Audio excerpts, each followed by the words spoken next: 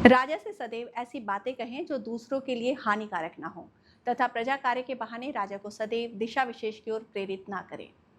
नमस्कार दोस्तों, आज के एपिसोड में आप सभी का स्वागत है। किसी भी संगठन, कंपनी या देश की सफलता इस बात पर निर्भर करती है कि उसके लीडर के आसपास कैसे लोग बैठे हुए हैं। सत्ता के गलियारों में सलाहकार की भूमिका सबसे बड़ी होती है, लेकिन कई बार लोग अपने व्यक्तिगत स्वार्थ के लिए लीडर को गुमराह कर देते हैं। हमारे नीति शास्त्रों में राजा या लीडर के सलाहकारों के लिए एक बहुत ही सख्त और नैतिक नियम बताया गया है, जो कहता है कि राजा से सदैव ऐसी बातें कहें जो दूसरों के लिए हानिकारक ना हो तथा प्रजा कार्य के बहाने राजा को सदैव दिशा विशेष की ओर प्रेरित ना करें। दोस्तों, इस एक पंक्ति में निस्वार्थ सेवा और नैतिक संवाद का पूरा सार छिपा हुआ है।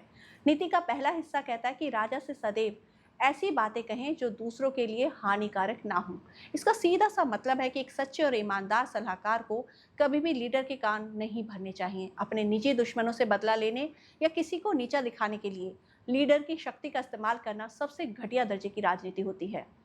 आपकी दी हुई सलाह ऐसी होनी चाहिए जिससे संगठन आगे बढ़े, ना कि किसी बेगुनाह का नुकसान हो।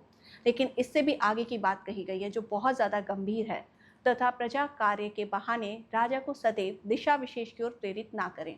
आज के कॉर्पोरेट या राजनीतिक दौर में इसे हिडन एजेंडा या फिर लॉबिंग कहा जाता है। कई बार लोग दिखाते तो ये हैं कि वो प्रजा के लिए यानी कि जनता के लिए भले का काम कर रहे हैं, लेकिन असल में उस बहाने लीडर को किसी दिशा विशेष यानी कि अपने निजी फायदे की ओर धकेल रहे होते हैं। ऐसी चालाकी कुछ समय के लिए तो काम कर सकती है, लेकिन जब सच्चाई सामने आती है तो पूरा सिस्टम और उसका भरोसा टूट जाता है। एक बेहतरीन टीम लीडर या सलाहकार वही है जो पूरी तरह से पारदर्शी हो, जिसके इरादे साफ हों और जो बिना किसी हेर फेर के सीधे और सच्चे सुझाव अपने लीडर के सामने रखे। तो दोस्तों, चाहे आप किसी टीम का हिस्सा हों या किसी के सलाहकार, इस बात को हमेशा याद रखें कि आपकी सलाह में ईमानदारी होनी चाहिए, चालाकी नहीं।